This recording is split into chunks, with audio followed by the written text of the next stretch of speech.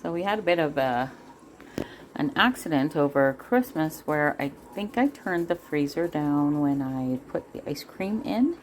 So this guy became defrosted, and now we're gonna have chicken after turkey, and it's gonna be delicious. It's gonna be delicious. I'm gonna use a little bit of celery inside. That'll keep it really moist, and then we're gonna season it with a few seasonings here.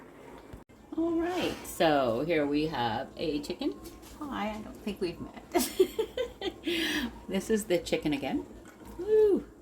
Okay, so what I'm going to do now is get that celery, and I'm going to fill the cavity with celery, and then we'll season it. So I'll be right back. So this is the celery that was used. Excuse me, be quiet, please. This is the celery that was used at Christmas time, and as you can see, it's getting a little wilty. So this is the perfect use for it. I'm just going to cut the end off. Yeah, so what we're going to do is I'm going to cut this about the length of the cavity itself, and then I'm just going to shove the entire contents of this up said cavity. And yeah, it's going to be a very tender bird because of this. All right, I will return. All right, so as you can see, I've washed this, and you didn't see, but you're gonna have to take my word for it because I did. And I'm just gonna trim the tops of that. I'm gonna leave the band on the chicken. I'm just gonna turn this around so you can see it a little bit better. But I kind of like this because it's gonna keep the legs closed, and makes for a nicer looking bird for sure. So I'm just going to move this, I guess, to a little bit of here. And I'm just gonna very ungracefully shove this up the cavity of the chicken. Sorry, bird. The bird's bird, if you will. But sometimes I crack myself up. Yeah, so a little allowance for old people's sense of humor. I will ask for that. Yeah, so we're just going to go ahead and tuckaroo, if you will, and we're good to go. Now, if you want, you can always make it even more beautiful by tucking those wings behind. Now, I'm just going to reach over here and disinfect my hands. That's a very important thing to do, especially when you're working with poultry. This is my lovely new apron my husband got for me for Christmas on my request, because yeah, the more things are going one way, I'll go the other, man. I'm all woman and very feminine. I've gone through the other yeah, I'm woman, hear me roar. I can bring home the bacon, fry it up in the pan, yeah. But that's not what keeps families together, and it's not certainly what I am advocating for at my elder age. But anyway, so there you have it. I put a little bit of celery salt on, a little bit of curry. Now, if you see, this is actually a high steak seasoning salt container.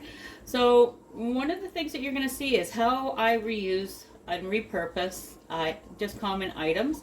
So I didn't throw this away, and I buy curry bulk because curry is a lovely flavor. So I just put it, and I just write it on the top lid. I'm sure that's things that most people can and will do. This last herb is very special. It's called Herbe de Provence, and I have a hard time finding it. It is a French herb, or it's a herb mixture actually, and it is very common in the French cuisine, or I think it's looked upon as a fine herb.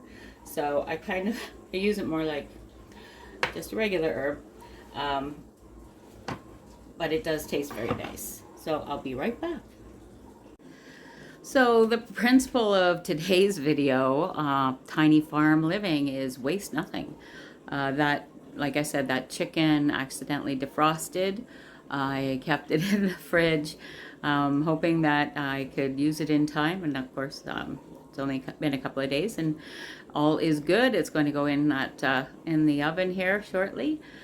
Also, when you have things going off in the fridge or just starting to wilt or whatnot, use them. Use them in your cooking. A dehydrator isn't that expensive, and especially if you go on Kijiji or other Facebook Marketplace, you can get used dehydrators fairly inexpensively, and dehydrate your vegetables. You can even dehydrate meat, and you can use that either for yourselves or you can use it for pet feed. So there's many opportunities.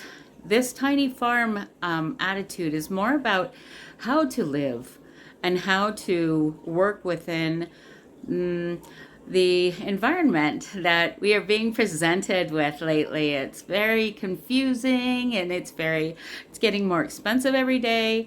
And I just say, bite it, buddy, because I am not going down with this ship. I am going to find ways to make my dollar stretch and to actually become more self-sufficient, because I don't want to depend on you. You being big business, big government. I want to depend on me, and the more I can depend on me, the better I feel. So there you have it. Like, it's tiny farming is not just what you do, but it is a state of mind. And yeah, so welcome to our world. I hope you enjoy our video collection as it grows. It's a brand new endeavor for us. And yeah, so welcome to our world, and we'll see you soon.